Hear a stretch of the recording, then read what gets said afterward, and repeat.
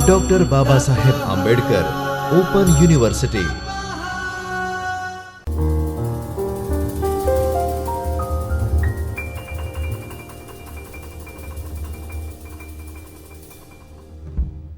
નમસ્કાર વિદ્યાર્થી મિત્રો, ડૉક્ટર બાબા સાહેબ આંબેડકર ઓપન યુનિવર્સિટીના બીએડ અભ્યાસક્રમમાં આપનું હાર્દિક સ્વાગત છે.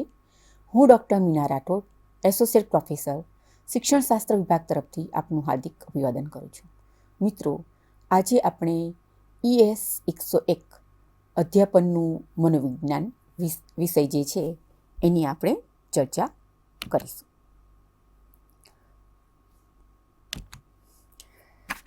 આપણા પેપરનું નામ છે અધ્યેતા અને વિકાસનું મનોવિજ્ઞાન, જેનો વિભાગ 1, એમાં એકમ નંબર 1 વૃદ્ધિ અને વિકાસની લાક્ષણિકતાઓ, એના વિશે આપણે ચર્ચા કરીશું. વિભાગ 1 છે એનું નામ છે વૃદ્ધિ અને વિકાસની લાક્ષણિકતાઓ. શરૂઆતમાં આપણે જોઈશું કે વૃદ્ધિ અને વિકાસની લાક્ષણિકતાઓ આપણે શા માટે ભણવું જોઈએ. તો એ માટેના એના ઉદ્દેશો નક્કી થયેલા છે કે આ વિભાગ ભણવાથી વૃદ્ધિ વર્તન સાથે પરોક્ષ રીતે સંકળાયેલી છે એ આપણે જાણી શકીશું. વૃદ્ધિ અમુક અંગોની પરિપક્વતા પૂરી થતાં અટકી જાય છે તે પણ આપણે જાણી શકીશું. વિકાસ એ જીવન પર્યંત ચાલનારી પ્રક્રિયા છે તે પણ આપણે આ યુનિટના અંગે જાણી શકીશું. વિકાસ માટે વૃદ્ધિ અનિવાર્ય છે એ પણ આપણે આ જાણી શકીશું. એકમ નંબર 1 વૃદ્ધિ અને વિકાસની લાક્ષણિકતાઓ. આ એકમની અંદર કેટલાક પારિભાષિક શબ્દો છે કે જે આપણા માટે જાણવા જરૂરી છે. તરુણા અવસ્થા, તેને પેંગડા અવસ્થા પણ કહેવામાં આવે છે, કે લગભગ 1 થી 12 વર્ષ સુધીનો જે અવસ્થા છે એને બાળાવસ્થા કહીએ છીએ, અને એની પછીની જે અવસ્થા છે એને આપણે તરુણાવસ્થા કહીએ છીએ.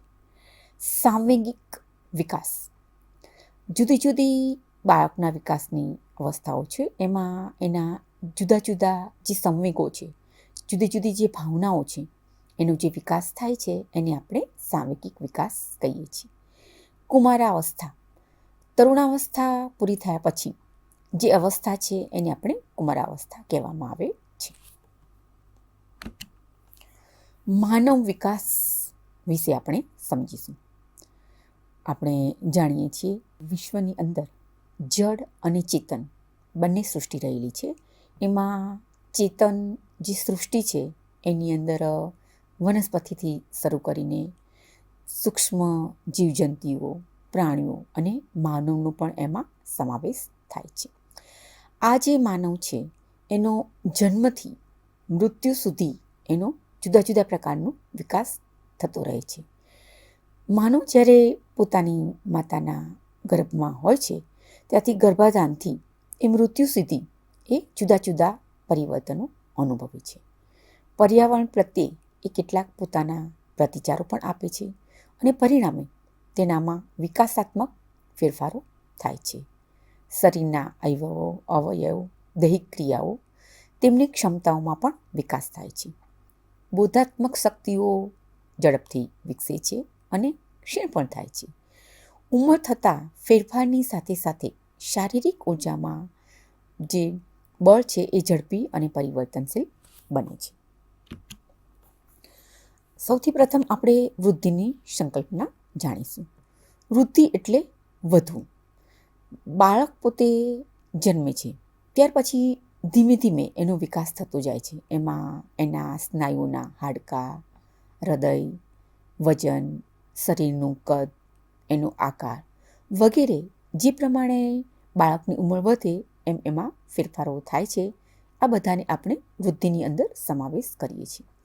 ક્રો એન્ડ ક્રો એ નામના જે મનોવૈજ્ઞાનિક થઈ ગયા, એમના મતે જો આપણે વૃદ્ધિની વ્યાખ્યા સમજીએ તો વૃદ્ધિના કે શરીરના કાળ અને આકાર પ્રમાણે કે બંધારણના એવા ફેરફારોનો સમાવેશ થાય છે કે શરીરને તેના અંગોમાં, કાર્યમાં સુધારો કે ફેરફાર કરે છે.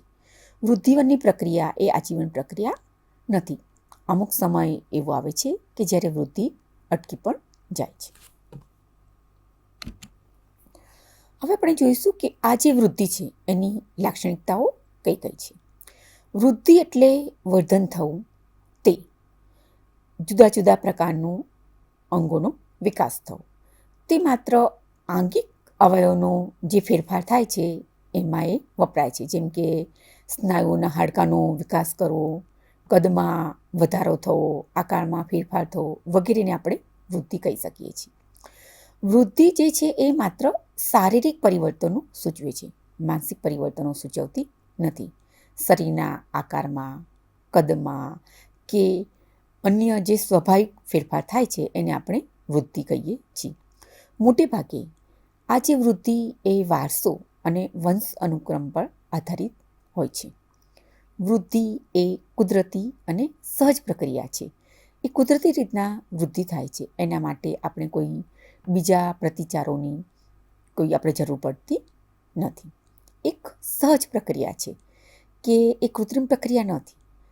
એની અંદર દરેક મનુષ્ય જે છે એ પોતાના ગર્ભધાન અવસ્થા બાદ માતાના શરીરમાંથી જન્મ લે છે, પછી એની વૃદ્ધિ થાય છે. તો આ રીતના એ સહજ પ્રક્રિયા છે.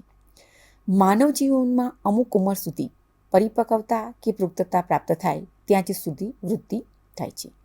વૃદ્ધિ એ શારીરિક ફેરફારોની પ્રક્રિયા છે કે અમુક જે તબક્કો હોય, જ્યારે એ તબક્કામાં પૂર્ણતા કે પરિપક્વતા પ્રાપ્ત કરે માનવ, ત્યાં સુધી જ એ વૃદ્ધિ થાય છે. વૃદ્ધિ એ મર્યાદિત કાળ સાથે જોડાયેલી છે. વૃદ્ધિનો ચોક્કસ સમયે નિશ્ચિત છે કે જ્યાં સુધી બાળક પરિપક્વતા પ્રાપ્ત ન કરે ત્યાં સુધી એના અંગોની વૃદ્ધિ થતી રહે છે. વૃદ્ધિ એ કોઈ વિશિષ્ટ અંગનું પરિવર્તન સૂચવે છે. જેવી રીતના આપણે જોઈએ કે જુદા જુદા સ્નાયુઓ, હાડકાઓ વગેરેમાં જે ફેરફાર થાય છે, એટલે કે વર્ધન થાય છે, એમ કોઈ પણ એક વિશિષ્ટ અંગનું એ પરિવર્તન સૂચવે છે. દરેક અંગનું એ પરિવર્તન સૂચવતી નથી. જેમ કે તમારા હાડકાઓ છે, એના આંગળાઓ વળે છે, બાળક પકડવાની ક્રિયા કરી શકે છે, દોડવાની ક્રિયા કરી શકે છે, ચાલવાની ક્રિયા કરી શકે છે, વજન ઊંચકવાની ક્રિયા કરી શકે છે. આ રીતે વૃદ્ધિને અંતે શારીરિક પરિપક્વતા આવે છે કે વર્ધન પામવાથી, વૃદ્ધિ પામવાથી માનવનું જે શરીર છે એ પોતે પરિપક્વતાને પ્રાપ્ત કરે છે. એનું માપન પણ શક્ય છે. કોઈ બાળકની વૃદ્ધિ થઈ એ આપણે માપવું હોય તો આપણે એની ઊંચાઈ માપી શકીએ છીએ, એનું આકારનું પણ માપન થઈ શકે છે, એનું જે વજન છે એનું પણ આપણે માપન કરી શકીએ છીએ. ગર્ભધાનથી જ વૃદ્ધિની પ્રક્રિયા શરૂ થઈ જાય છે કે બાળક પોતે માતાના ગર્ભમાં લગભગ 9 માસ સુધી રહે છે.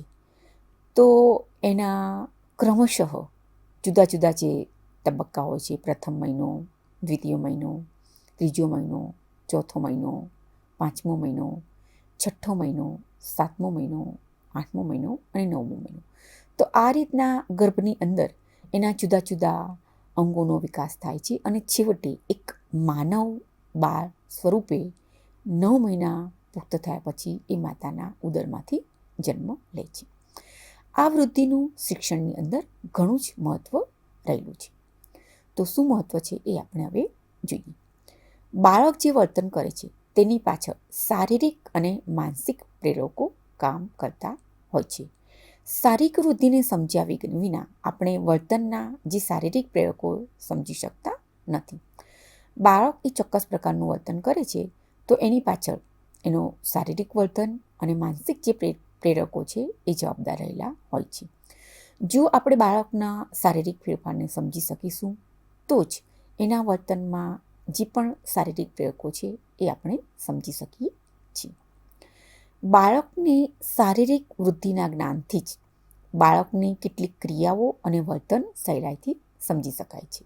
શિક્ષકને શિક્ષણ સહાયતામાં સહાયભૂત નીવડે છે. બાળકની શારીરિક વૃદ્ધિનું જે જ્ઞાન છે એ શિક્ષકને જ્યારે પ્રાપ્ત થાય છે પછી એની કેટલીક ક્રિયાઓ અને વર્તન સહેલાઈથી સમજી શકે છે. માનો કે 2 વર્ષનું બાળક હોય તો પોતે એ પેન પકડી શકતું નથી, પરંતુ 5 વર્ષની ઉંમરનું જે બાળક હોય છે એમાં સ્નાયુઓનો એટલો વિકાસ થયેલો હોય છે કે પોતે લખવા માટે પેન એ પકડતા શીખે છે. તો આ રીતના શિક્ષકે પોતે બાળકના શારીરિક વિકાસને સમજવાથી એના વર્તનમાં જે છે બાળક એને આપણે શિક્ષક પોતે સમજી શકે છે. સાથે સાથે એ બાળકને શિક્ષણ આપવામાં શિક્ષકને ખૂબ જ સહાયભૂત થાય છે. શિક્ષણ દ્વારા બાળકોમાં શારીરિક કૌશલ્યો કેળવવા કે શારીરિક અને માનસિક સ્વાસ્થ્ય જાળવવા અને તે દિશામાં યોગ્ય માર્ગદર્શન આપવા આવશ્યક બનશે.